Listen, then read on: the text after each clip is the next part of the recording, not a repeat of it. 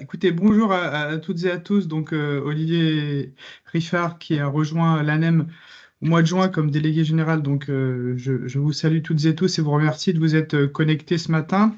On est dans le cadre effectivement d'un webinaire qu'on organise tout au long de l'année avec l'ensemble de nos partenaires. C'est des webinaires effectivement qui ont des vocations pédagogiques et qui sont animés par un certain nombre de nos partenaires. Et ce matin, nous avons le plaisir effectivement avec le groupe Elan de vous présenter un webinaire sur un sujet qu'on n'a jamais abordé en webinaire, sur le ZAN en montagne.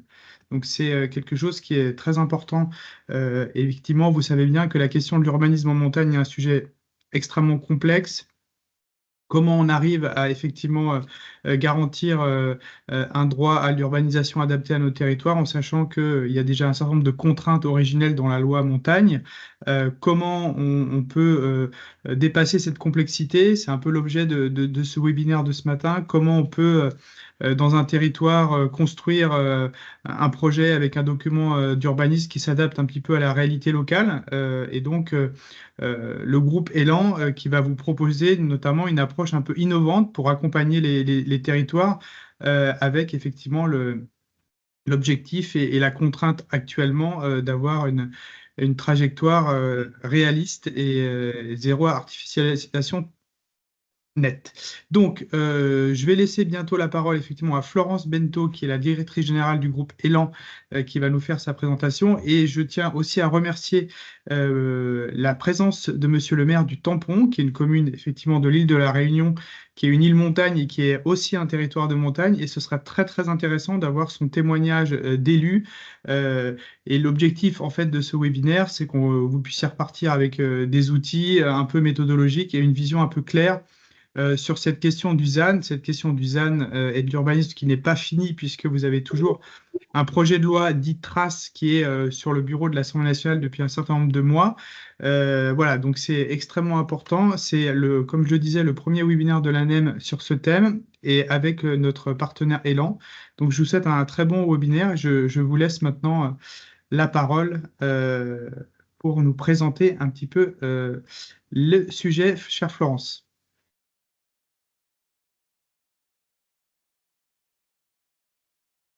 Vous êtes pas mis votre micro.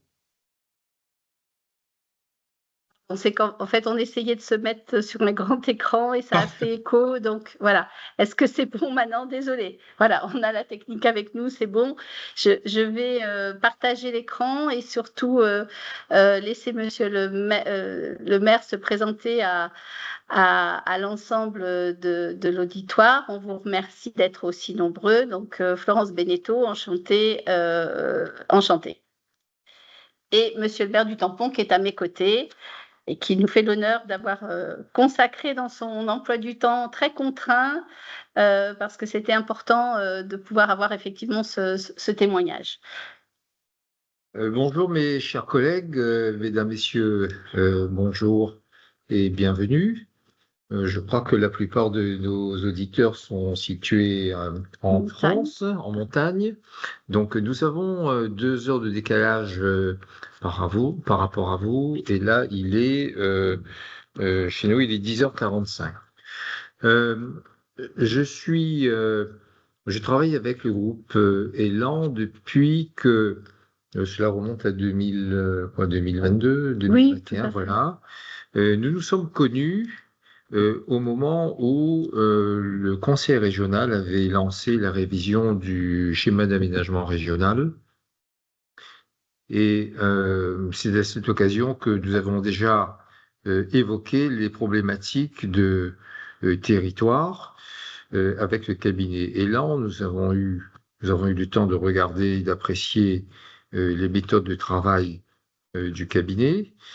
Je suis entre-temps devenu maire de la ville du Tampon qui compte 85 000 habitants. On a une superficie de 165 km² et nous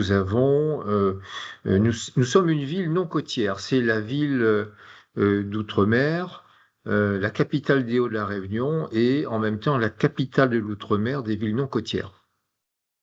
La commune s'étale de 400 mètres d'altitude à 1600 mètres d'altitude, là où il y a des habitants. Et pour les zones non habitées, on arrive pratiquement à 2000 mètres d'altitude. Entre-temps, j'ai pris la décision de faire une révision du plan local d'urbanisme. Et le choix du maire avec son équipe, je vous présente à côté, il y a Dominique Benoliel qui est notre DGA urbanisme et Kaloun Eddy qui suit ce dossier. Et donc nous avons travaillé avec le cabinet Elan, ce cabinet Elan qui était retenu pour procéder à une modification du plan local d'urbanisme. Et nous avons décidé ensemble de faire un plan local d'urbanisme bioclimatique. Dans ce PLU bioclimatique, nous sommes en train d'intégrer toutes les problématiques auxquelles nous allons être confrontés. Il ne s'agit pas simplement de fixer les zones qui vont passer d'agricole en zone urbaine, mais d'intégrer la problématique des changements climatiques qui nous affectent aussi bien à La Réunion que les communes qui sont situées en France métropolitaine. Nous allons intégrer les problématiques du transport, les problématiques de l'alimentation en eau, du traitement des eaux usées, des déplacements, de la manière dont les constructions vont être réalisées dans les années à venir. Quand je parle d'une commune qui s'étale de 400 mètres d'altitude à 1600 mètres, eh bien, à un endroit où certains vont climatiser leurs habitations, au même moment, d'autres seront probablement amenés à chauffer leur logement, et ceci dans un temps de déplacement qui est de l'ordre de 25 minutes. Voyez-vous que les techniques de construction vont être très variables. Et nous avons également un point important sur notre commune, c'est que nous souhaitons conserver son caractère qui est à la fois rural et urbain. Donc, comment préserver le mode d'habitat, la façon dont chaque administré veut vivre dans une commune qui est à la fois très urbaine. Nous avons une concentration urbaine qui est importante et en même temps, nous sommes le grenier de La Réunion. Nous avons des vaches, nous avons du lait, nous avons du maraîchage et tout ceci, nous souhaitons le conserver.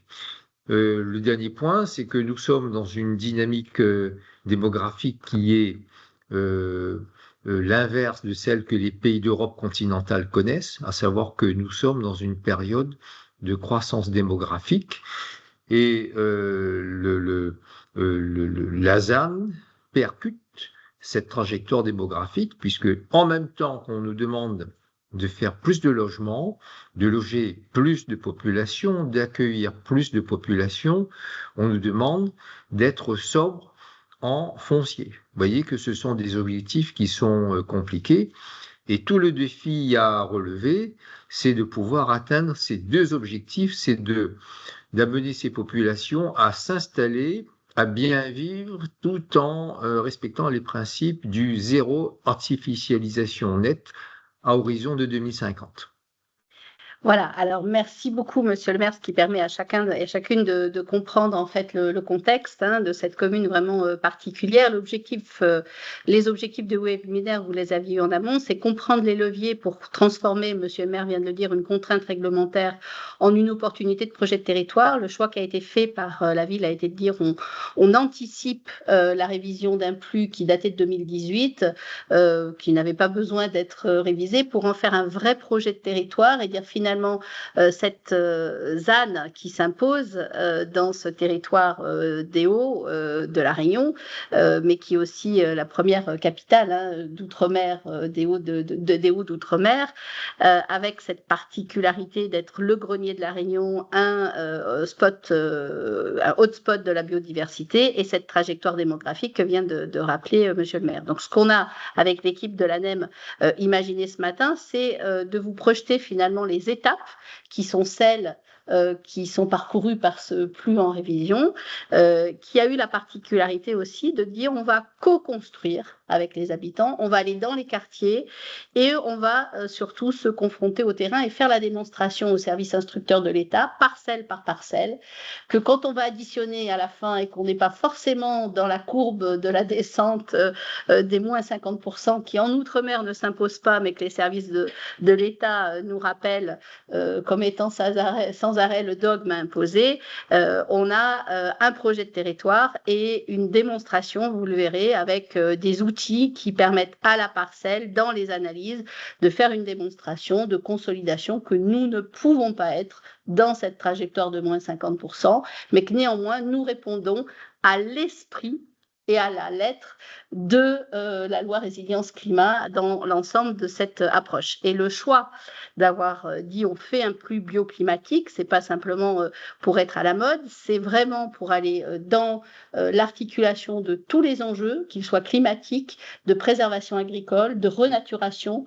de dédensification de certains espaces qui ont sururbanisé à un moment donné, y compris dans des territoires ruraux, avec des situations aujourd'hui d'extrême difficulté sociale, et puis surtout un enjeu majeur pour ce grenier agricole qui est le sujet de tous nos territoires ruraux de montagne, qui est de dire finalement ce grenier agricole qu'on incante, cette souveraineté alimentaire qu'on souhaite régénérer, elle passe d'abord par des gens qui vont vivre sur ces territoires. Et donc, comment je rends compatible finalement de préserver mon agriculture tout en négociant, puisque c'est bien d'une négociation qu'il s'agit avec les services de l'État, qu'on va ouvrir de l'urbanisation dans des espaces agricoles sur lesquels on nous avait dit, loi Elan, dont on ne porte pas la paternité, plus de stécales, plus d'urbanisation dans les hameaux ni les villages, et on met tout ça sur cloche, sauf qu'aujourd'hui, avec près de 700 hectares de friches agricoles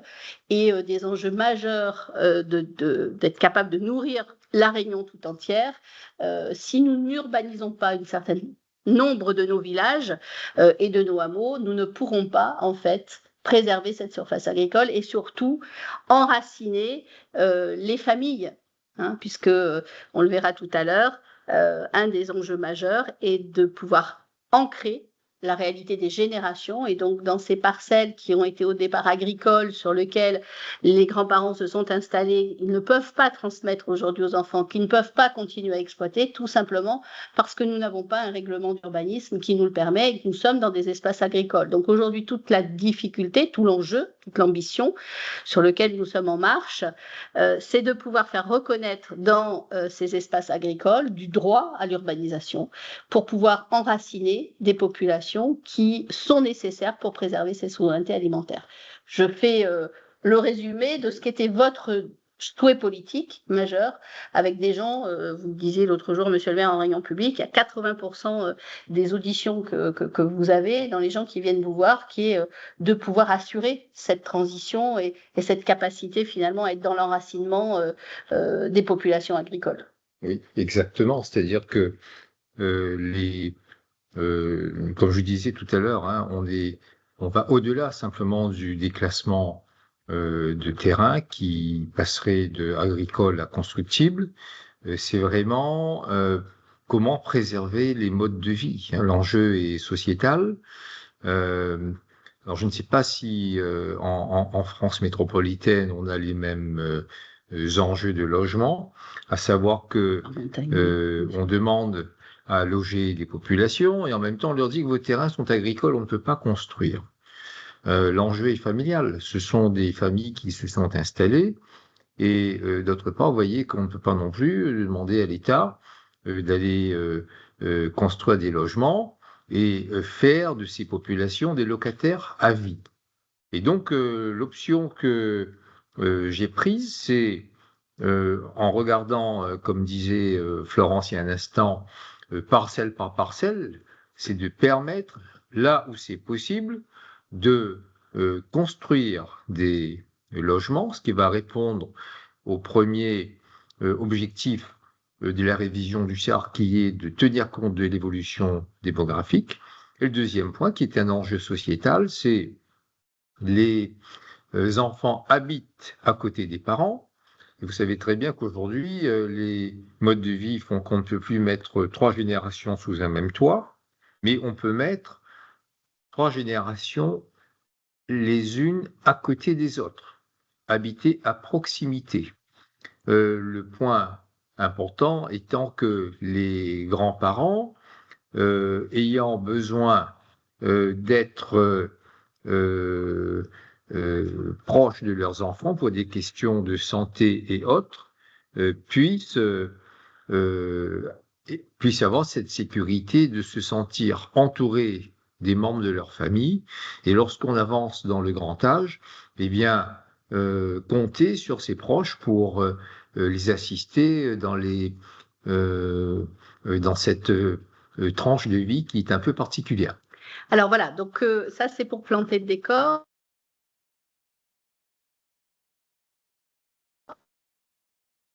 À votre disposition, ce qui était souhaité par Olivier et Dorothée dans les questions que vous aurez. Alors, le tampon, comme toutes les communes de La Réunion d'ailleurs, pourrait être à elle toute seule une intercommunalité telle que nous les connaissons en France hexagonale. Donc, vous voyez, c'est composé aujourd'hui de 32 unités de vie qui sont une composante d'une ruralité moderne d'un territoire des Hauts de la Réunion et qui sont composées, ces 32 unités de vie, d'espaces de centre-ville, de petites villes rurales, mais aussi de villages et de hameaux. Et le travail qui a été fait a été de construire cette mosaïque comme on le construirait à l'échelle d'un SCOT ou d'une EPCI et de rentrer dans chaque unité de vie à l'échelle de la parcelle avec la méthode qu'on va vous proposer. Le constat, monsieur le maire le faisait à l'instant, je passe très rapidement puisque finalement ça illustre le propos introducteur qu'il avait en disant cette arrivée de ZAN qui est perçue au départ comme une contrainte est vite devenu pour lui un catalyseur, c'est-à-dire l'opportunité de repenser complètement le modèle de développement et d'en faire un enjeu majeur, de re-questionner finalement la trajectoire du mieux habiter la commune du Tampon dans sa globalité. Je rappelle ici juste des éléments que vous connaissez tous qui nous engagent à limiter la consommation de l'espace, cette sobriété foncière qui s'est traduite déjà depuis la loi SRU, mais qui était dans une logique d'identifier des leviers de sobriété foncière et de renaturation, et qui nous amène à une césure radicale, presque déchirante, qui impose aujourd'hui une chute vertigineuse qui est censé limiter l'étalement urbain, mais c'est un sujet sur lequel tout le monde achoppe depuis maintenant 2 ans, sans intégration des spécificités territoriales et sans conditionnalité à la trajectoire de consommation projetée future par rapport au développement, c'est-à-dire qu'on est dans un rétroviseur passéiste. Voilà ce que j'ai fait dans le passé. Donc les territoires les plus vertueux sont finalement condamnés à la double peine et ceux à qui on demande de participer à une trajectoire de développement ou régionale ou nationale, notamment les territoires de montagne et agricoles, sont totalement pénalisés dans leur capacité à projeter ce développement. Donc dans cette approche, ce qu'on a démontré dans la dynamique, c'est de dire ce cercle vertueux de l'attractivité des territoires qui doit nous amener à réfléchir sur l'ensemble de cette roue vertueuse, logement, services, souveraineté alimentaire, environnement, cadre de vie, accessibilité, mobilité, économie, emploi, qui sont l'ensemble des éléments qui ont été vus quartier par quartier. C'est ce qui amène à la ville du quart d'heure, à la revégétalisation, à la reconquête de SAU, comment je réarme les territoires ruraux qui sont des réservoirs de biodiversité, comment j'accompagne dans ces territoires l'économie circulaire et l'énergie renouvelable, comment je vais développer mieux le report modal pour ne pas être dépendant de la voiture, dans une chaîne de valeur logistique qui est à repenser, tout ça avec des infrastructures qui vont me permettre, puisqu'aujourd'hui la ville du Tampon réfléchit à des transports par câble, à des éléments qui vont lui permettre de pouvoir s'affranchir du sujet justement de cette ville étagée sur plusieurs niveaux. Et puis, et on ose le dire, un réarmement industriel avec une économie de proximité qui doit le rendre moins dépendant de l'économie littorale sur lequel on retrouve aujourd'hui l'ensemble des flux domicile-travail avec le cauchemar que vous pouvez imaginer de la circulation.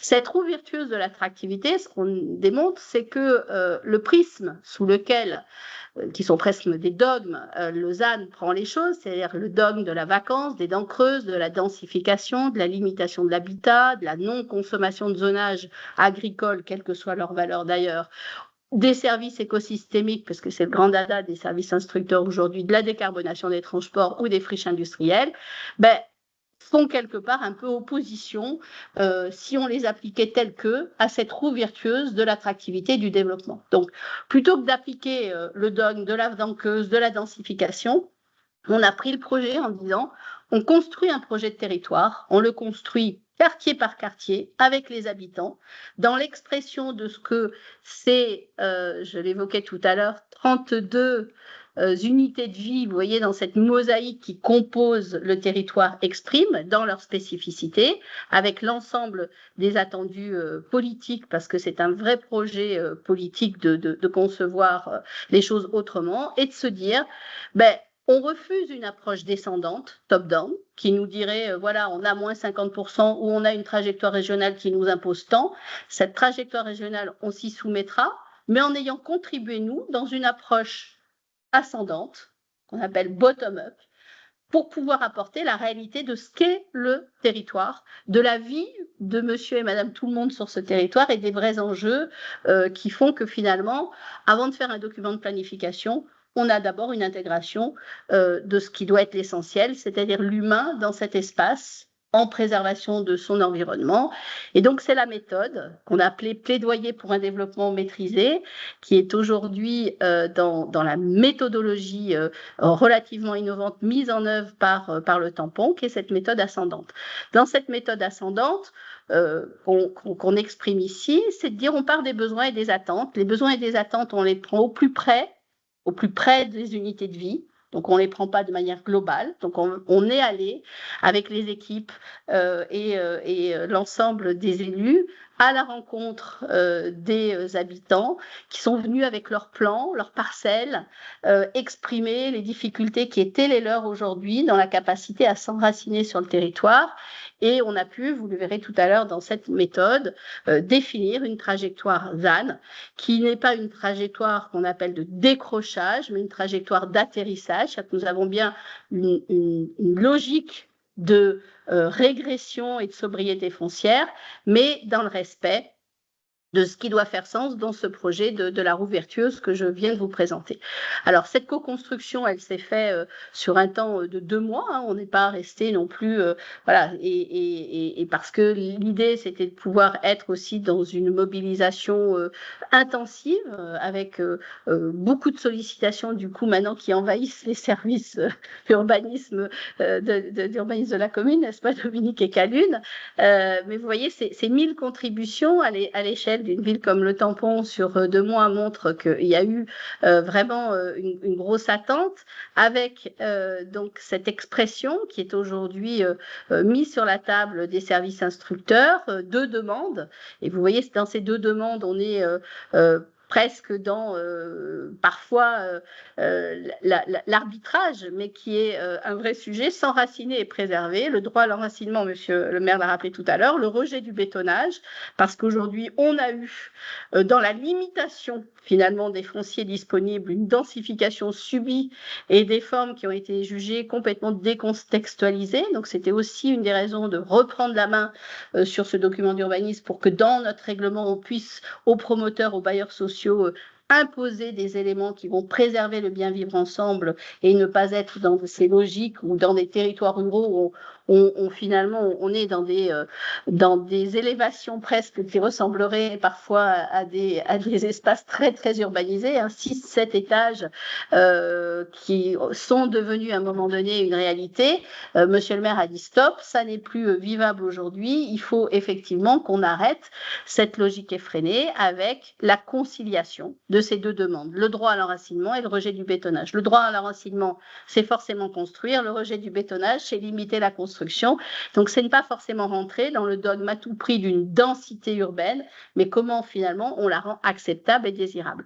Je passe très rapidement des choses qui ont été entendues et qui rendent aujourd'hui légitime aussi le maire et son équipe à se présenter devant la population pour dire voilà l'enjeu que nous avons dans cette nouvelle trajectoire, permettre le développement du foncier, améliorer le cadre de vie et soutenir l'identité rurale et l'agriculture locale. C'est un élément très important parce que vous le verrez tout à l'heure dans les OAP qui sont en train de se décliner, nous avons la prétention de dire même dans les villages et dans les hameaux nous aurons des enclaves constructibles pour les familles d'agriculteurs, de façon à pouvoir assurer la préservation de ces SAU et la reconquête de ces plus de 20% quand même de la tâche urbaine aujourd'hui qui est prise par des friches agricoles, donc très important, puisque nous avons 800 hectares de friches agricoles à reconquérir dans cette approche. Donc, Monsieur le maire le disait, il a croisé la parole des habitants avec l'analyse du terrain. Par exemple, sur les demandes de déclassement qui n'étaient pas diffuses mais concentrées dans les hameaux, l'analyse foncière a montré que le potentiel en dents creuses en zone urbaine, 890 hectares, à la parcelle, parce qu'on nous dit dents creuses, mais finalement, ce n'est pas les chiffres qui sortent des données LOVAC, ce n'est pas les chiffres qui sortent des analyses d'observatoire, ce sont des chiffres qui ont été identifiés à la parcelle en identifiant effectivement ce potentiel de dents creuses et en disant mais les dents creuses ne suffiront pas. Et on en fait la démonstration. Donc si elles ne suffisent pas, où est-ce qu'on peut construire? Et dans cette construction-là, comment finalement on peut s'approprier les espaces agricoles qui sont déjà pour une partie anthropisés par des habitations passées pour renforcer cette dimension d'habitat et assurer derrière le développement de l'exploitation avec une réappropriation des friches qui sont à côté. Donc tout ça dans du coût humain en disant, Monsieur le maire l'a dit tout à l'heure, c'est un projet de vie, c'est pas une simple opération immobilière et c'est là-dessus qu'on forme, vous verrez tout à l'heure, le renforcement urbain complémentaire. C'est-à-dire finalement, nous sommes aujourd'hui dans des logiques où nous avons prétention à aller au-delà des zones U et AU et à dire nous avons du renforcement urbain complémentaire qu'on n'appelle pas de l'extension urbaine, mais du renforcement, c'est-à-dire là où on a la possibilité en continuité d'espaces anthropisés, de pouvoir venir renforcer des espaces capables d'assurer l'accueil pour de l'habitat ou de l'économie ou des équipements qui vont venir renforcer la trajectoire économique et d'habitat du tampon. Donc, dans cette approche, quel est le meilleur outil? Et c'est là où on passe du projet au règlement. Notre PADD est rentré dans une dimension de chirurgie urbaine, c'est-à-dire vraiment, vous allez le voir, de travail à la parcelle, c'est pour ça qu'on appelle de la chirurgie urbaine, plutôt que de l'étalement, sur mesure en mode ascendant. Et c'est ce qui, à la fin, quand on additionne, fait la trajectoire ZAN. Et donc, c'est pour ça qu'on dit que c'est une trajectoire ascendante, parce qu'on est bien parti de ce foncier-là pour dire, voilà la courbe à laquelle on arrive, et on ne veut pas être contraint par une courbe qui viendrait d'en haut et qui rendrait impossible ensuite, quand on descend à la parcelle, ce travail-là. Voilà. Et dans cette approche, donc le PADD, je passe un peu vite pour passer l'approche, mais vous le connaissez mieux que tout le monde, comment on construit un PADD. Chaque mètre carré de consommation future a été justifié, anticipé, qualifié, en disant que nous ne demandons pas une dérogation ZAN, mais nous démontrons que notre projet de développement est la manière la plus intelligente et la plus juste d'appliquer le ZAN à notre territoire.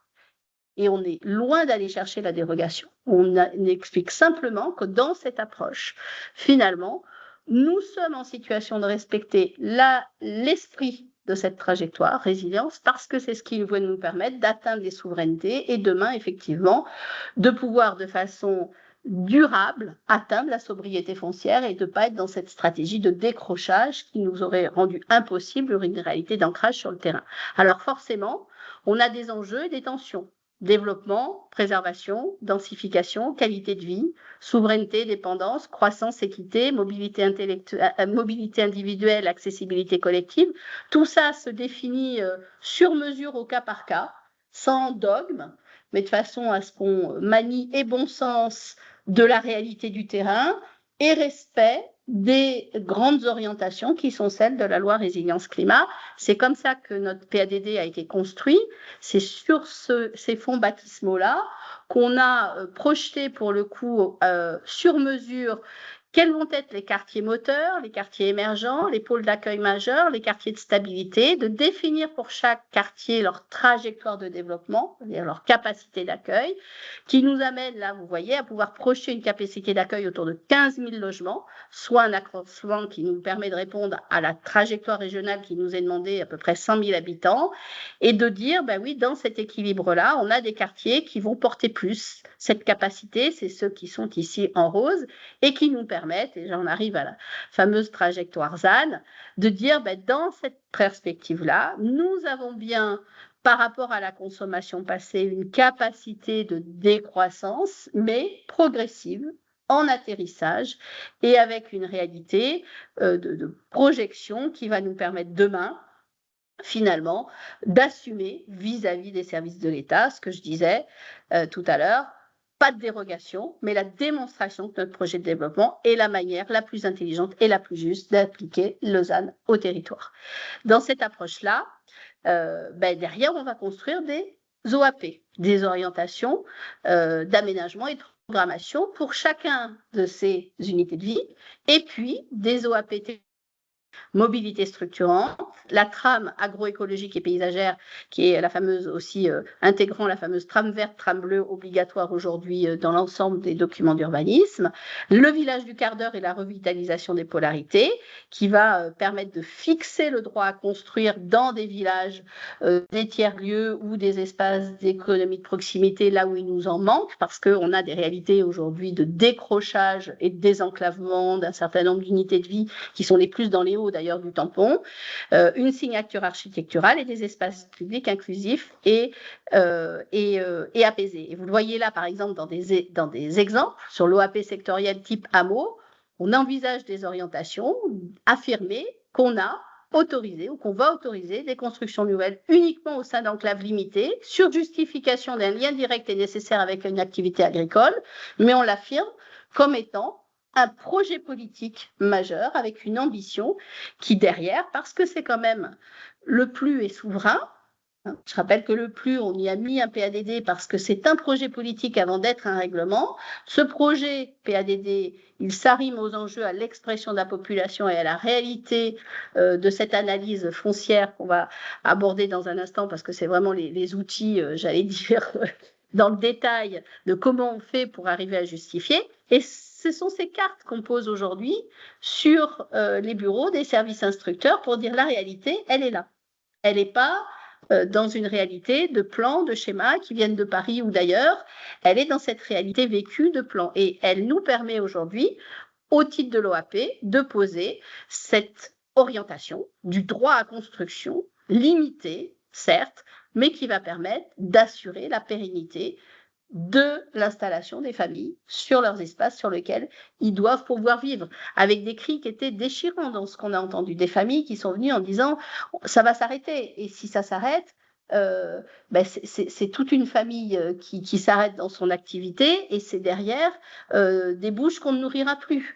Donc c'est aussi des éléments qui ont été très clairement exprimés et qui nous permettent, par exemple sur une autre approche, sur le AP sectoriel qui est un village, de dire certes, on a une orientation, vous voyez, qui va sanctuariser l'agriculture et les paysages, mais de l'autre côté, on structure des noyaux villageois et on encadre l'habitation là où on a des enclaves qu'on patche, parce que de toutes les façons, ces espaces sont déjà anthropisés et que si je n'assure pas ces espaces-là, tous mes espaces agricoles autour vont finir en friche.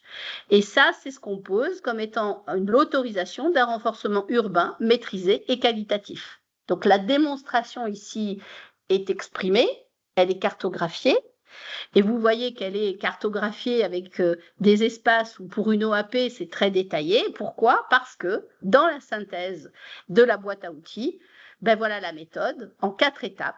Et on va vous très rapidement passer pour être surtout après à l'écoute de vos questions et du témoignage de Monsieur le maire aussi, qui en tant que premier magistrat de la ville a à cœur de répondre à cette pérennité de vie et de préservation de ces espaces.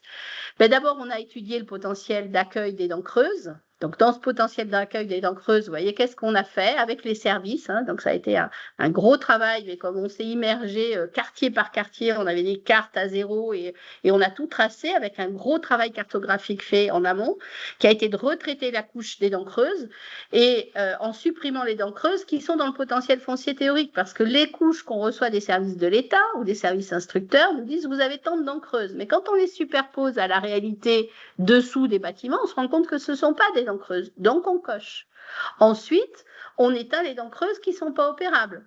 C'est-à-dire qu'on a vu qu'il y avait plusieurs dents creuses qui n'étaient pas accessibles, d'autres qui avaient une pente, des contraintes de foncier qui n'étaient pas aménageables, donc il valait mieux laisser ces dents creuses en espace vert plutôt que de s'entêter à vouloir les considérer comme des dents creuses et en disant on les met en dents creuses et on ne va donc pas revendiquer derrière de la compensation sur du foncier qui, lui, peut être plus facilement urbanisable.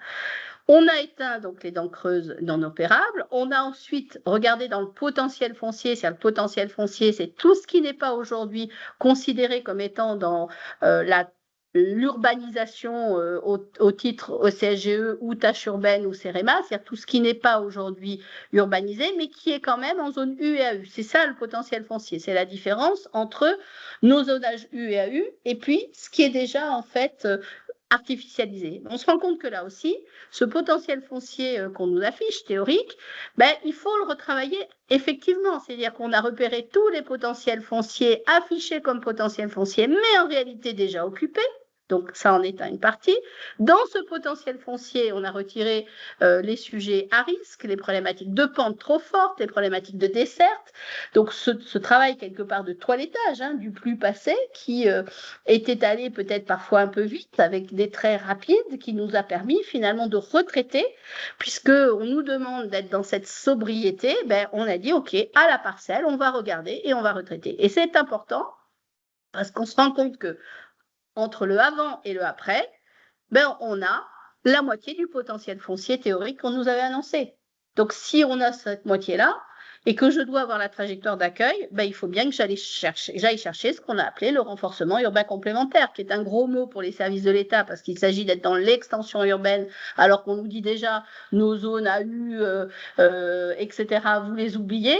Donc, forcément, on n'a pas eu une première appréhension forcément des plus favorables, mais quand on présente ce travail-là dans le terrain, c'est le travail par la preuve.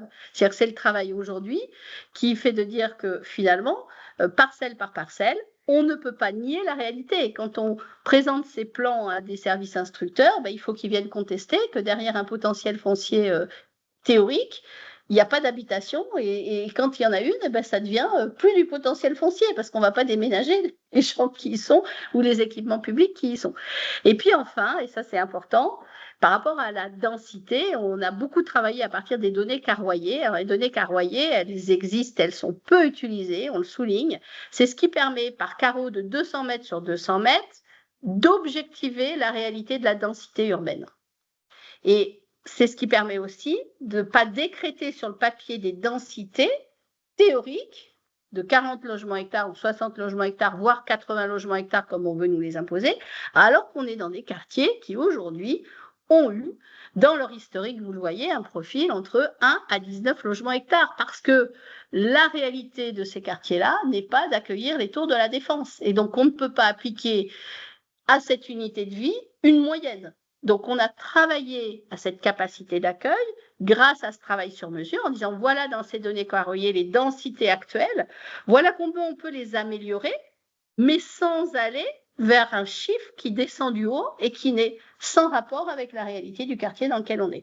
Donc ce travail, il est fastidieux, mais il nous permet, vous voyez, de pouvoir ensuite projeter la consommation foncière cible qui nous permet de sortir ces cartes et de dire en dehors des dents creuses, en dehors du potentiel foncier, où sont les espaces de continuité d'urbanisation possibles pour accueillir les populations qu'il me faut, qui ne vont pas venir saccager des espaces de biodiversité préservés, qui vont non plus pas empiéter sur de la surface agricole utile à valeur agronomique. Et on insiste entre la différence entre le zonage A et la surface agricole utile à valeur agronomique, c'est-à-dire qu'on a des zonages A dans nos PLU qui sont ou des friches ou qui n'ont pas de valeur, on assume d'aller effectivement porter du renforcement urbain sur ces espaces agricoles parce que ce n'est pas là qu'on pourra assurer la reconquête de la souveraineté alimentaire. Et donc ça, c'est posé en disant oui, on va consommer ces espaces agricoles, mais ce ne sont pas des espaces agricoles à forte valeur ajoutée. Et parfois, d'ailleurs, il y a même des espaces qui étaient en zone U qu'on redonne à l'agriculture parce que, ou à la nature en zone N parce que, on le disait tout à l'heure, ce sont des espaces qui vont s'éteindre. Donc, c'est ce qui nous permet d'arriver à une carte d'occupation du sol, à cette synthèse qu'on vous présentait et surtout, parce que c'est ça qui occupe les cerveaux de tous administrations qui instruisent aujourd'hui le ZAN, c'est ce qui nous permet de dire notre stratégie d'atterrissage ZAN, elle est là. J'ai ce qui s'est passé avant 2026, donc jusqu'en 2025. Mais là, on ne peut pas me demander d'agir sur le passé. Donc, cette trajectoire, même si ça date depuis 2021, je n'ai pas encore des documents et des politiques publiques qui m'ont permis de rentrer dans la sobriété. Je suis encore dans le déroulement du passé. Mais à partir de 2026, voilà, j'enclenche effectivement cette réflexion qui va me permettre de pouvoir répondre globalement aux besoins, c'est-à-dire globalement sur la commune du Tampon, j'ai besoin d'ici 2050 à peu près de 420 hectares. Comment mes 420 hectares vont se décliner dans cette décennie? Certes, vous le voyez, je n'ai pas 50% par palier, j'ai en tout 41% qui va me permettre de répondre à l'enracinement de mes populations, à mon projet politique, et surtout qui va exprimer au service de l'État comment en fait on a accroché ces espaces par rapport à la totalité de ce qu'on vous a présenté dans la méthode. Voilà. Alors aujourd'hui nous en sommes là. Et ce qui permet de présenter une trame d'argumentaire pour les élus à utiliser face au service de l'État. On part du projet de territoire et de sa légitimité démocratique. Parce qu'on a rencontré les habitants, c'est des vies derrière, des hommes et des femmes. On démontre le besoin par la co-construction. On utilise le plus comme preuve de la maîtrise et de la qualité du développement envisagé dans sa trajectoire de révision, en lui donnant une ambition bioclimatique. Et donc, on fait 3 choses. On légitime le besoin par la co-construction, on hiérarchise les priorités et on sanctuarise la vision dans un plus projet qualitatif qui va devenir le meilleur argumentaire des élus pour porter leur projet. Voilà, rapidement, parce qu'en plus, on l'a fait en aveugle sans vous voir, puisqu'on n'avait qu'un petit écran, et donc on n'a pas vu Dorothée ni Olivier s'il y avait des réactions ou autres, mais on voulait plutôt se laisser le temps d'abord de récupérer notre petit retard et de vous écouter. Merci beaucoup. Alors j'en profite, j'excuse Olivier et Dorothée qui ont dû malheureusement nous quitter, mais qu'on remplacera bien volontiers avec ma collègue Manon Camus. Donc moi j'en profite, je me présente. Donc Charles Meillet, j'ai rejoint l'ANEM il y a quelques temps. Il y a quelques mois, je m'occupe des sujets finances publiques, tourisme, adaptation au changement climatique, mobilité. Donc si vous avez éventuellement un jour des questions sur ces sujets-là, n'hésitez pas à me contacter. Et donc, je suis avec Manon Camus, notre conseillère en charge notamment des questions d'urbanisme, qui est aussi présente aujourd'hui et que je vais laisser se présenter pour que vous ayez aussi connaissance et que vous puissiez l'identifier facilement. Si Manon, tu es là. Oui, merci Charles. Oui, bonjour à tous. Donc Manon Camus, effectivement, conseillère technique à l'ANEM que j'ai rejoint au début du mois de septembre. Notamment sur les thématiques aménagement et urbanisme, agriculture, environnement et risques naturels. Voilà. Et je suis très contente d'être avec vous pour ce webinaire sur le ZAN ce matin, puisque voilà, moi, à la base, je viens de la thématique urbanisme. Donc, je suis dans mon élément. Voilà. On va passer à la partie intervention, question. On vous laisse évidemment lever la main sur le petit bouton qui est au milieu en haut si vous avez des questions. Vous pouvez aussi les écrire dans la partie chat. On fera passer vos interventions bien évidemment. Donc n'hésitez pas là s'il y en a déjà à lever la main. Moi, en tout cas, je ne suis pas spécialiste du tout du sujet. Et j'ai quasiment tout compris. Donc, déjà, bravo, Florence, pour ces explications. Est-ce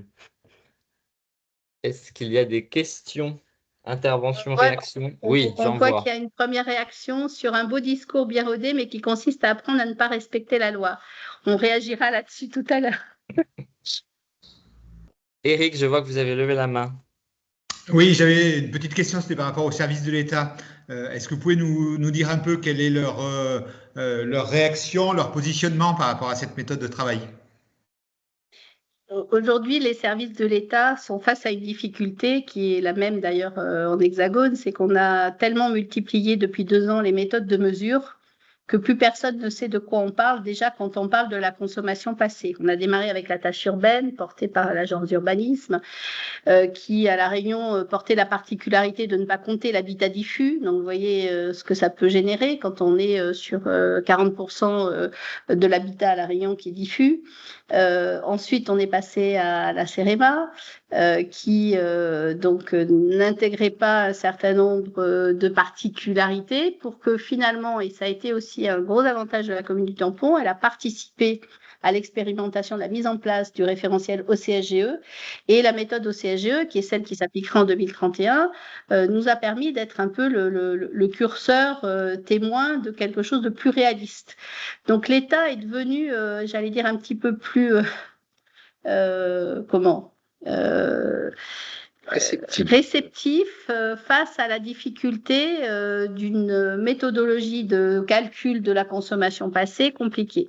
Deuxième sujet, l'État a produit un porté à connaissance avec des éléments d'enjeu sur lesquels ce à quoi on s'est employé, c'est pas à ne pas respecter la loi, c'est à répondre aux objectifs fixés par le porté à connaissance. La production de logements, le réinvestissement des friches agricoles, les réflexions sur les mobilités, le rééquilibrage des territoires des Hauts en faveur des territoires du littoral qui sont par ailleurs contraints par des problématiques de risque et de changement climatique importants, et donc quelque part d'entendre que la démarche, alors le résultat est pas forcément ce à quoi il pouvait escompter, mais en ayant reconnu la nécessité d'une démarche d'aller dans le détail parce que les chiffres étaient sujets à caution, le pari que nous avons fait est de dire à partir du moment où vous acceptez la méthode et que de cette méthode, les résultats qui vous sont présentés en découlent,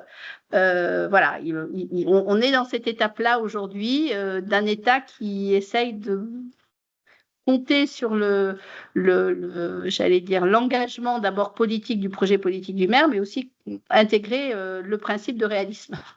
Alors, je vais résumer de la manière suivante. Si on ne bouge pas, on sera dans le tableau Excel, c'est-à-dire que on nous essaye de nous mettre un schéma ZAN à partir de tableurs. Moi-même ayant suivi toutes ces procédures, je me suis dit que ce n'était pas possible on ne peut pas accepter cette méthode. Et donc, nous avons pris une méthode qui se base sur des éléments concrets, d'où l'élaboration d'un PLU en consultant la base, donc la population, et monter donc ce que vous appelez bottom-up et non pas top-down. Ascendante. Voilà, ascendante. Je n'ai pas cessé de le dénoncer d'ailleurs lorsqu'on travaillait sur la ZAN et sur le SAR que on ne peut pas se contenter de prendre des feuilles de calcul Excel en regardant quelle est la meilleure méthode et en se disant voilà ce qu'on va faire. Il faut partir des éléments de terrain, il faut partir de choses concrètes. Et les choses concrètes, c'est ce que nous pouvons voir sur le terrain et les demandes de nos administrés.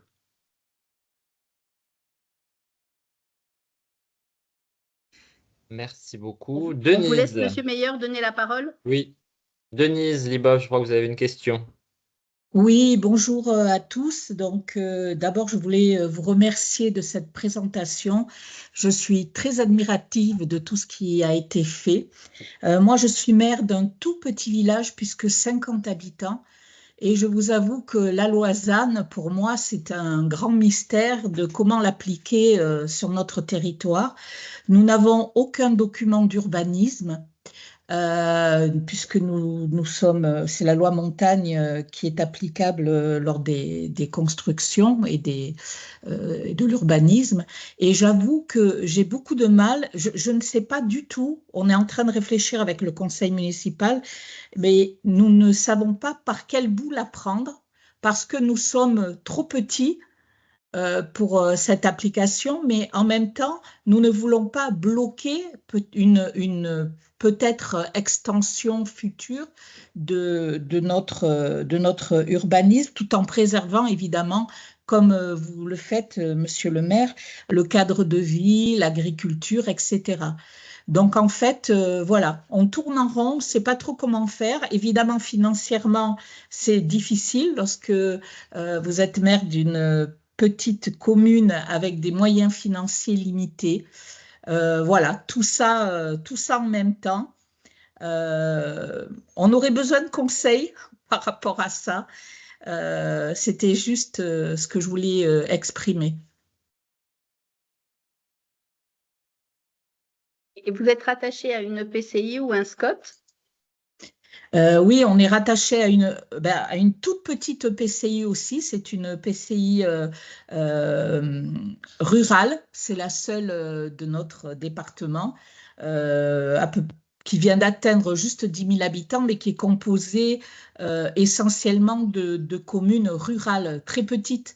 Alors, un peu plus grande que la mienne, mais la plus grande ville a 2000 habitants. C'est pour vous donner, il n'y en a qu'une. Dans La réponse serait peut-être dans un PLUI porté par le PCI, parce que effectivement, vous venez de le dire, tant qu'on n'a pas de document d'urbanisme, et je pense que c'est là quelque part le retour d'expérience qu'on peut dire, c'est que l'engagement de ce flux bioclimatique sur la commune du Tampon, mais que portent d'autres communes aussi aujourd'hui, de dire finalement on engage à marche forcée notre révision du flux parce qu'on veut porter un projet politique réaliste, ancré sur le terrain, pour faire face à des dogmes ou à des lois qui s'appliqueraient à partir de tableurs Excel, comme le disait Monsieur le maire. Et que le sujet, c'est de choisir la bonne unité de travail. Pour des communes de votre taille, on pense que l'échelle, et les EPCI sont là, c'est le PLUI serait la bonne échelle et permettrait d'être la voie, dans tous les sens de terme, d'une solution pour votre commune. Merci. Merci beaucoup. Guy Larmanja. Désolé si j'ai... Est-ce que vous pourriez me donner les références de ces parcelles? Oui, bonjour à toutes. Non, c'est les numéros plutôt de parcelles. Et merci pour ce webinaire très intéressant. Monsieur le maire, félicitations donc avec votre équipe pour le travail. Mais est-ce que vous pensez que ce travail et cette réflexion que vous avez mis en place avec les services de l'État pourrait faire école? C'est-à-dire, est-ce que vous pensez que quelque part, ça peut servir et s'appliquer sur l'ensemble du territoire? Moi, j'ai suivi j'ai regardé comment on a présenté la ZAN. Bon, moi, j'ai une formation juridique plutôt de haut niveau. Je vous avoue que je n'ai jamais rien compris dans ce que nous explique. Alors, on nous explique les méthodes CEREMA, les méthodes de tout ce que vous voulez. Je me suis dit, mais si les responsables que nous sommes, nous avons du mal à comprendre ce qu'on nous présente, comment voulez-vous que notre population elle-même comprenne dans la mesure où les élus, ou nous qui les représentons, ne sommes pas capables de les comprendre, de comprendre ce qui se passe. On me dit, une méthode CEREMA, il y a quoi comme autre méthode encore? Il y a la tâche urbaine. Tâche urbaine, tout ça, je n'ai rien compris. Voyez-vous? Alors, si on veut nous mettre la réglementation aux âmes, et en disant aux élus locaux, débrouillez-vous pour que ce soit effectif en 2050, eh bien, on continue vers la crise démocratique. Les populations vont dire, mais vous faites des choses que vous-même, vous ne comprenez pas. Eh bien, moi, je pense qu'il faut donner un autre aperçu de la manière d'atteindre l'objectif en partant de choses que tout le monde comprend. C'est pour ça que nous avons initié cette méthode pour que nous puissions avancer dans un débat où tout le monde comprend les enjeux. Et je crois que c'est un objectif que moi-même, je suis plutôt content d'avoir atteint, parce que quand je vois le nombre de demandes de déclassement qui viennent, et surtout les explications. Je n'ai pas simplement des courriers où, monsieur le maire, voilà, je vous demande de déclasser la parcelle, section, numéro, etc. On m'explique, voilà, monsieur le maire, j'ai un terrain. Ce terrain, je voudrais que mes enfants viennent habiter avec moi. Et c'est la raison pour laquelle je vous demande de déclasser le terrain. Vous voyez que l'enjeu n'est pas simplement un enjeu d'urbanisme, on n'est pas dans du chiffre, on est dans de l'humain.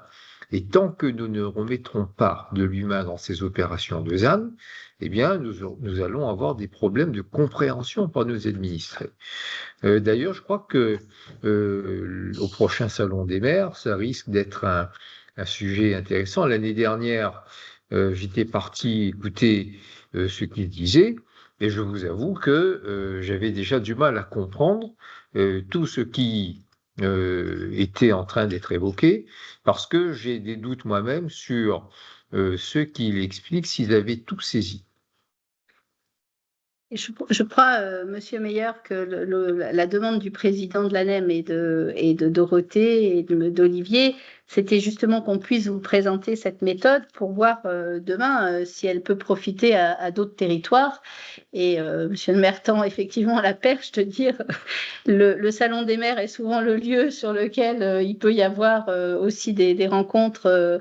On l'avait envisagé avec le ministère de l'Urbanisme quand il sera de nouveau voilà, opérationnel, ou en tout cas les conseillers. Mais quand on fait la somme des territoires qui en France sont concernés par l'approche, je crois qu'on l'avait évoqué avec votre président, les territoires d'outre-mer ont in extremis, au moment de la loi, emporté la dérogation des moins 50% sur la première décennie.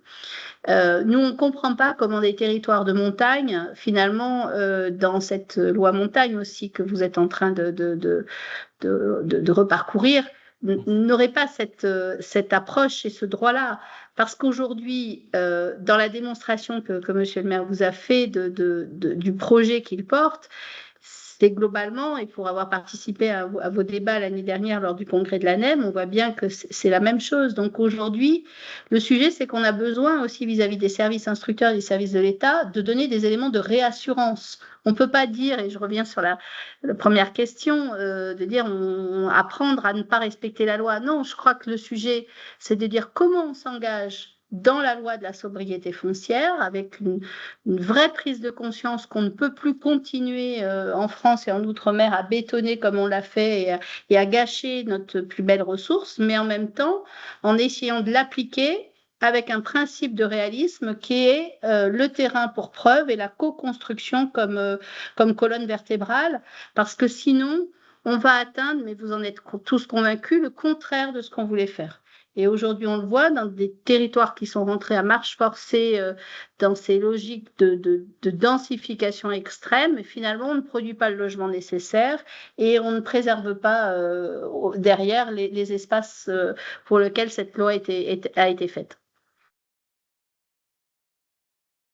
C'est bien en effet l'ensemble du travail qu'est en train de mener l'ANEM sur justement essayer d'évaluer les normes qui s'appliquent au territoire de montagne pour essayer de comprendre et de voir ce qui est mal ou peu appliqué et de pouvoir faire des propositions sur justement une évolution future. Donc, je laisserai Manon Camus compléter mes propos, mais c'est bien dans ce sens-là que nous aussi on essaye d'aller. Il n'est pas question d'aller en effet à l'encontre d'un principe de sobriété qui, je pense, est plutôt le sens de l'histoire, mais de l'appliquer à une réalité territoriale. On sait que les territoires de montagne ont été très peu consommateurs d'espace ces dernières années, notamment du fait des règles qui s'appliquent déjà à eux. Donc, le but est en effet de pouvoir leur assurer un développement qui soit cohérent avec leur réalité territoriale. Oui, tout à fait. Je me permets de compléter ce que tu dis, Charles.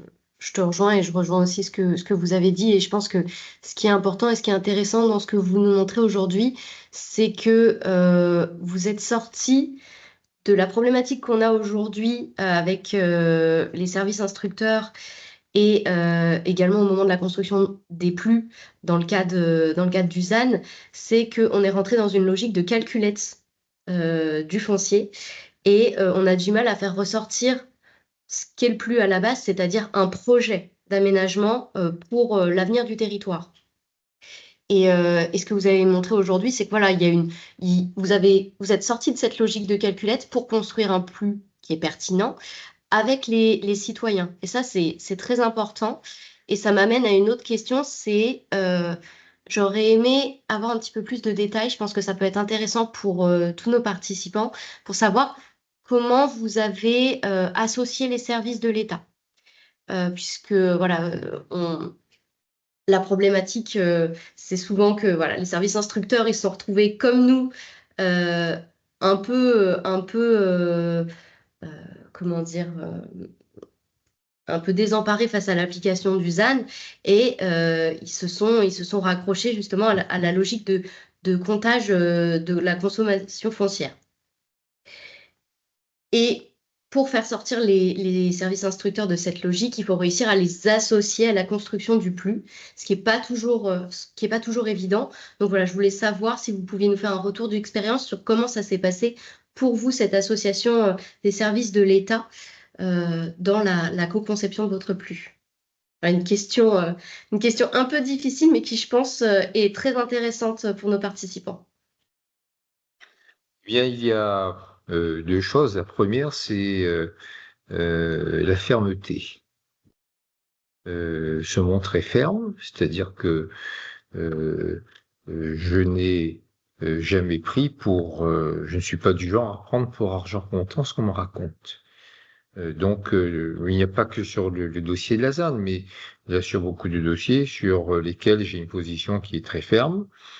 Et du moment que vous avez l'argumentaire qui permet de justifier la fermeté de votre position, on vous écoute. Moi-même, je prends deux exemples. Le premier, on nous dit, pour la Réunion, il faut construire 170 000 logements d'ici 2050. Alors je dis, mais moi je suis bien content de vous l'entendre dire, mais quand je vois les tronches qui s'allongent lorsqu'on parle des constructions, parce que vous dites que vous allez, dans votre idée, c'est que vous allez financer ces constructions, mais je vous marchez sur la tête. Voyez-vous? Donc, si vous me demandez comment, à partir de cet exemple, on vient à les faire travailler, c'est de faire des propositions également. Il ne s'agit pas simplement de dire je suis contre. Et là, j'embraye sur le deuxième volet. J'ai expliqué que la ZAN est certes une contrainte, mais sachant en faire des contraintes, des opportunités.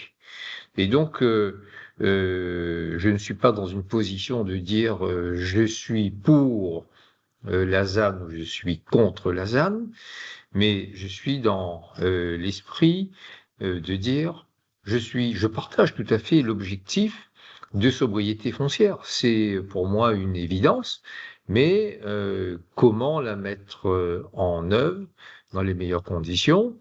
Et quand on parle du respect des lois, oui, hein, il faut adapter les lois. Donc vous avez un principe, vous avez un objectif, mais tout est dans la manière d'atteindre cet objectif. Alors soit on se dit que c'est trop compliqué, on ne fait rien. Eh bien, en 2050, on n'aura rien fait. Soit vous dites que je partage l'objectif de sobriété foncière, mais comment je l'utilise au mieux pour poursuivre le développement du territoire? Eh bien, c'est dans cet état d'esprit que j'aborde la discussion avec les services de l'État, et notamment pour notre plan local d'urbanisme. J'ai intégré toutes ces données, et je suis certain du soutien de la population lorsque notamment nous abordons des questions de logement et d'identité du territoire. Donc, vous voyez qu'on n'est pas simplement dans du chiffre. Hein. Si on est sur les calculettes, en partant avec l'État, on est sûr de perdre. Chacun vient avec ses tableurs et vous appliquez des formules de calcul dans les tableaux. Eh bien, il faut sortir de cette logique. Ensuite, l'État, vous le savez, produit des documents, hein, le porté à connaissance, qui a été intégré et qui a déterminé la ligne de définition des enjeux. C'est-à-dire qu'aujourd'hui, le maire, son équipe municipale et l'ensemble des services, et donc nous, en tant que bureau d'études, on a intégré ce porté à connaissance, qui est le dire de l'État. Et dans ce dire de l'État, essayez, vous l'avez justement rappelé, de répondre point par point dans la construction du PADD aux objectifs qui sont fixés dans ce projet, dans ce porté à connaissance. Et avec le projet politique tel que le maire l'a présenté et dans le respect aujourd'hui de ce porté à connaissance, on construit un projet. Si ce projet, une fois qu'on a intégré les approches de terrain, nous amène à une trajectoire qui n'est pas stricto sensus le chiffrage imposé par la loi, l'État, c'est le principe de réalisme aussi auquel on est en train de faire appel à son bon sens. Mais ça mise sur une intelligence collective, tout ça. Donc, ça mise sur être capable de se parler, d'être transparent sur la méthode, d'avoir la fermeté qu'expliquait Monsieur le maire, une vraie vision politique, ce qui est normalement aussi le principe d'un plus. Et c'est pour ça qu'avec un plus, comme il l'est aujourd'hui bioclimatique aussi ambitieux, ça donne des arguments que vous n'auriez pas eu s'il n'y avait pas eu ce plus pour travailler sur le ZAN.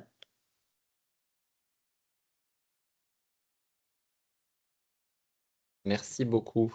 On a dans le chat une réaction de Bernard Gau sur la question du classement en constructible ou non et de l'impact que ça peut avoir sur le prix au mètre carré des terrains et de l'importance donc de prendre en compte aussi cette donnée dans la rédaction des documents. Est-ce que vous avez une réaction là-dessus?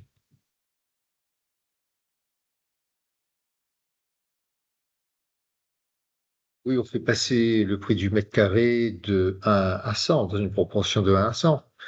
Moi-même, je suis dans une vie professionnelle antérieure, j'étais notaire, donc je sais de quoi on parle. Éric, vous aviez une nouvelle intervention. Oui, ce qui me semblait super intéressant dans votre méthode de travail, dans votre exemple, c'est que ça va dans le sens de ce que souhaitent les porteurs de la loi Trace, avec la notion de concertation, quelque part. Et c'est dans ce sens-là où je trouve que vraiment votre exemple est très intéressant. Et là où vous avez raison, c'est que la loi Trace, elle a besoin, pour s'ancrer dans une réalité de réassurance, d'avoir une méthode.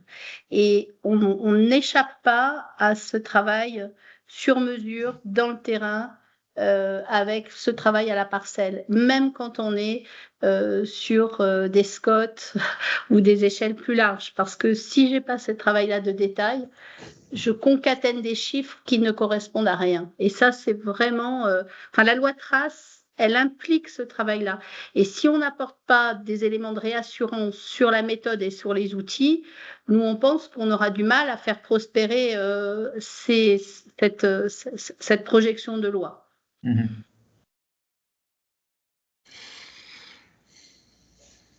Merci beaucoup. On a une autre réaction dans le chat de Madame Leiboff qui pose la question de la perte d'autonomie des communes face à la mise en place d'un PLUI. Moi, ça me fait rebondir sur comment aussi, quand on est sur des communes rurales, on arrive à s'harmoniser au sein d'un PLUI pour pouvoir construire un projet commun, parce que déjà, à l'échelle d'une commune, c'est pas toujours évident. Donc, comment on arrive à faire corps entre communes pour les réactions du chat. Madame Leiboff, si vous voulez compléter votre remarque, je vous laisse intervenir. Oui, je ne voulais pas monopoliser la parole, c'est par rapport à ce qui m'a été donné comme réponse et je remercie évidemment Florence Benneteau. En fait, souvent on a des difficultés à garder cette autonomie dans les petits territoires et on se bat de toutes nos forces. Et donc, évidemment, le PLUI, en passant par l'intercommunalité, va vers cette perte d'autonomie. Et en fait, on essaye de ne pas en arriver là. C'est assez compliqué certaines fois dans les territoires. C'est vrai que c'est toujours un exercice extrêmement compliqué de passer de l'échelle de la commune à l'intercommunalité en laissant finalement à une autre échelle un pilotage, mais en même temps, tout dépend comment vous contribuez à ce projet. Et nous, notre expérience sur des territoires ruraux, où il y a beaucoup de communes avec des petites communes, c'est que souvent, si ce PLUI est bien mené, il est forcément mené et ça nécessite du temps dans la co-construction sur le terrain. Et généralement, les maires des petites communes comme vous font cause commune parce que vous avez globalement les mêmes difficultés. Et dans la fermeté qu'évoque Monsieur le maire et la réalité de l'ancrage sur du vécu que vous portez avec des cas concrets, il faut miser sur la bonne foi et sur la ténacité pour l'emporter. Votre micro est coupé, Denise. Excusez-moi. Après mes 36 ans d'expérience de maire, je peux vous dire que la bonne foi, on n'y croit plus trop parce que les années passant, les individus passent aussi et c'est certaines fois assez compliqué. Donc, on essaie de préserver au maximum tout en s'ouvrant. Alors voilà, c'est un exercice compliqué parce que préserver et s'ouvrir aussi, voilà, c'est notre combat au quotidien.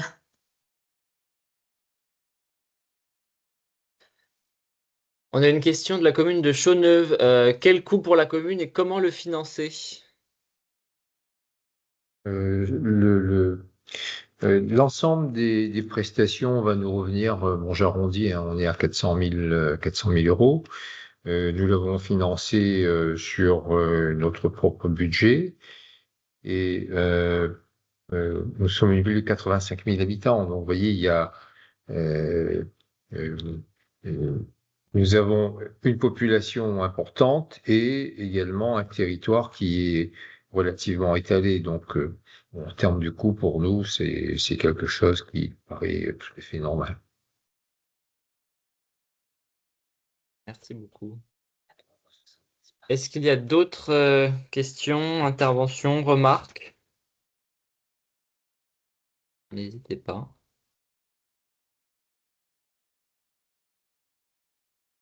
Je vais rajouter simplement qu'au niveau des... Vous voyez, ça fait à peu près 5 euros par habitant. Hein. Ça fait 5 fois 8, 40, 400 000. 5 euros par habitant. Mais quand vous regardez les enjeux qu'il y a derrière, ce sont des coûts qui, finalement, si on atteint les objectifs que nous souhaitons, c'est un investissement. Je ne vois pas ça comme une dépense, mais comme un investissement. Les retombées sont importantes pour l'avenir de la commune. Donc, il y a d'une part le coût. Je conçois que ce coût n'est pas forcément négligeable, mais il faut regarder quel est l'objectif et quelles sont les retombées à terme. Là, nous travaillons pour... c'est l'avenir que nous engageons. C'est sûr. Est-ce que Florence, vous avez des éléments à nous partager supplémentaires? Non, on mettra à disposition le support qui a été construit avec la commune et l'autorisation de la commune qui permettra voilà, de profiter de la méthode et de comprendre peut-être un peu mieux ce qu'on a fait à marche forcée. Je suis peut-être allée très vite prise par l'enjeu de surtout de laisser la parole et de... Voilà. Ça marche. Bon, sachez que de toute façon, ce webinaire est enregistré, donc si certains n'ont pas pu être là, il sera diffusé plus largement. Si certains souhaitent le revoir, il sera aussi évidemment possible de le faire. On transmettra aussi l'ensemble des documents à l'ensemble des personnes qui étaient inscrites. Comme ça, s'il y a des besoins. Et s'il y a évidemment des questions, des interrogations, des besoins particuliers, vous pouvez évidemment tous nous recontacter par la suite, Dorothée, moi-même ou Manon, évidemment. On est bien sûr là à votre disposition pour ça. Voilà ce qu'on peut vous dire. Vous l'aurez aussi compris, les travaux de l'ANEM sur ces questions-là vont se poursuivre dans les mois à venir pour essayer d'adapter justement nos réglementations aux réalités de nos territoires de montagne. Ça concerne bien évidemment les questions d'urbanisme qui sont centrales dans l'ensemble de l'environnement réglementaire spécifique aux territoires de montagne. Donc l'ANEM fera des propositions sur ce sujet-là dans les mois qui viennent. J'espère que vous pourrez évidemment tous réagir à ces questions-là. Et puis, si vous avez des propositions là-dessus, évidemment, on est bien sûr à votre écoute. Merci beaucoup à tous. Il est 9h54. S'il n'y a pas d'autres questions, interventions, je vous propose qu'on en reste là pour aujourd'hui. Merci beaucoup. Bonne Merci journée. beaucoup pour l'ensemble de ces présentations. Très bonne journée à tous et à très bientôt. Bonne journée. Merci beaucoup. Au revoir. Au revoir. Au revoir.